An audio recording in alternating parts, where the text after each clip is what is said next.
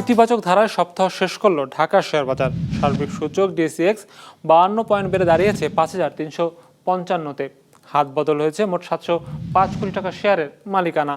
লেনদেনে অংশ নেওয়া প্রতিষ্ঠানগুলোর মধ্যে দর বেড়েছে 246টির, কমেছে 99টির, আর অপরিবর্তিত রয়েছে 56টির দর। এবার বাজার নিয়ে বিশ্লেষণ শুনবো অ্যালায়েন্স ক্যাপিটাল অ্যাসেট ম্যানেজমেন্টের। আজকে লাস্ট ডে অফ দ্য উইকে মার্কেট পজিটিভলি ক্লোজ হয়েছে এবং এই উইকের ওপেনিং ইন্ডেক্স ছিল 5,244 এবং তা প্রায় 111 পয়েন্টস বেড়ে এখন দাঁড়িয়েছে 5,355-তে। এবং এই উইকের উইকলি অ্যাভারেজ টার্নওভার ছিল প্রায় 600 কোটি টাকার মতো, হুইচ ইজ কিছুটা অন্যান্য সপ্তাহের তুলনায় ভালো।